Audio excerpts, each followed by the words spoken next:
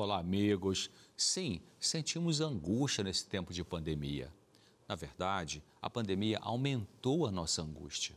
A angústia é um sentimento geralmente vivido com um aperto no peito, um nó na garganta, uma sensação de que falta algo para nos preencher.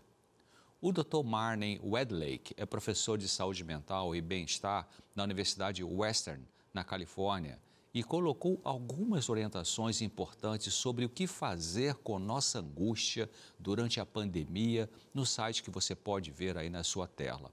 Vamos ver isso agora aqui no Claramente. As pessoas já tinham angústia antes da pandemia. Na verdade, a angústia é um sentimento doloroso que vem atingindo a humanidade desde a queda de Adão e Eva. Ela é passada de geração em geração até hoje. Todas as pessoas desse planeta têm angústia. Se percebe ou não, aí é outra coisa. Os filósofos chamam de angústia existencial e a Bíblia chama de angústia espiritual, que dá no mesmo. Interessante que no livro de Naum, na Bíblia, lá no Antigo Testamento, um livro pequenininho, no capítulo 1 e no versículo 9, na última parte do versículo, está escrito assim: não virá angústia a segunda vez. Eu repito, isso está lá em Naum, capítulo 1, versículo 9.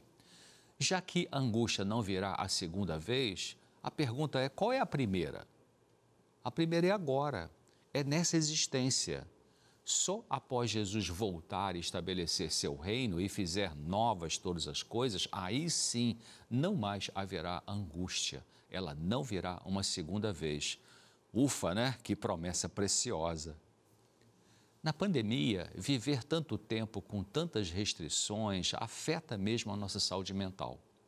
Viver em isolamento, viver com medo da contaminação desse vírus maligno, a incerteza do que virá no futuro aumenta a angústia. Eu creio que Deus tem permitido, não causado, mas permitido esta pandemia para nos sacudir, para servir de despertamento para as pessoas abrirem os olhos espirituais e entender que existe uma guerra entre o bem e o mal, que Jesus veio à Terra com uma finalidade vital para nós, que precisamos obter um despertar espiritual e corrigir o rumo de nossa vida, saindo do materialismo e consumismo para uma vida de significado transcendente. Parece engraçado como vivemos no dia a dia negando a morte, não é? É ruim pensar na morte, claro. Veja que interessante o que o homem mais sábio que já existiu, ou considerado mais sábio, disse sobre isso. Ele falou assim: melhor é ir à casa onde há luto do que ir à casa onde há banquete, porque ali se vê, na casa do luto, né, se vê o fim de todos os homens e os vivos o aplicam ao seu coração. Esse texto está na Bíblia, no livro de Eclesiastes, capítulo 7 e versículo 2, escrito por Salomão. Deus está dizendo através de Salomão que quando vamos num velório é importante porque voltamos a pensar na morte, que voltamos a pensar que somos mortais. Paramos de negar a morte, pelo menos por uns minutos que estamos ali, né, no velório. Pensar que vamos morrer pode nos ajudar a repensar como estamos vivendo e corrigir erro de conduta, valorizar o que tem valor, entre outras condutas. A pandemia puxou o nosso tapete sobre as certezas e segurança, não é mesmo? Ela nos ensina, ela nos lembra que podemos morrer e morrer rapidamente se formos contaminados e nosso sistema imunológico não funcionar bem. Mas, em geral, vivemos na negação da morte e por isso vivemos dizendo: amanhã eu vou fazer isso, mês que vem eu vou fazer aquela viagem, ano que vem eu abro uma nova filial da minha empresa. Aliás, de novo, a Bíblia cutuca nossos ombros e nos adverte para pararmos e pensar sobre a fragilidade humana. No livro de Tiago, lá na Bíblia, tem esse relato tão oportuno que diz assim: e agora, vocês que dizem, hoje ou amanhã iremos a tal cidade, lá passaremos um ano, negociaremos e ganharemos. No entanto, vocês não sabem o que sucederá amanhã. Que é a vossa vida? Somos um vapor que aparece por um pouco e logo se desvanece. Em lugar disso, vocês deveriam dizer: se o Senhor quiser, viveremos e faremos isto ou aquilo. Isso está na Bíblia, no livro de Tiago, capítulo 4, e versículos 13 a 15. A Covid tem gerado angústia porque gostamos de estar ancorados em algo, seguros em nossa existência. Mas essa doença veio abalar nossa segurança. Ela mexeu com nossas rotinas, conexões, hábitos.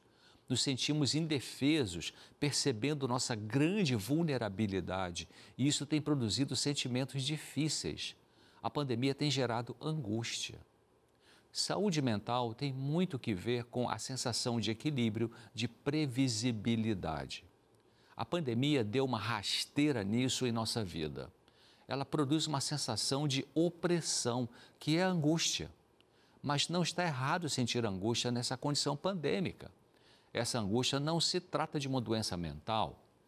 É normal sentir isso quando nossa vida se torna ameaçada por um vírus maligno. O que fazer diante de tal angústia?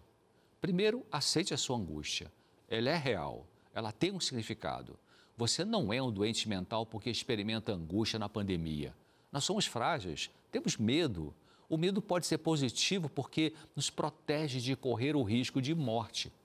A angústia é a reação emocional normal diante da ideia de morte. Em segundo lugar, faça o básico para a sua saúde. Dormir bem, se alimentar bem e surgiram estudos recentes mostrando que a dieta vegetariana fornece melhor resistência à Covid-19. Pratique exercícios físicos, de preferência em meio à natureza. Mantenha seus contatos sociais, se possível, de uma forma presencial, com as medidas de segurança que a gente sabe contra a contaminação. Não exagere na sua vida profissional, mas divida bem a sua vida profissional com a sua vida pessoal. Um terceiro passo é manter uma atitude de estar ativo, criativo, produtivo, seja cuidando de serviços domésticos, seja administrando uma empresa. Mas pense que tem mesmo muita coisa com que se preocupar, mas pode ter mais coisas para você nutrir esperança, especialmente quando se apega às promessas que o Criador deixou em sua palavra, a Bíblia. Cultive o hábito de pensar nas promessas de ajuda divina que a Bíblia descreve.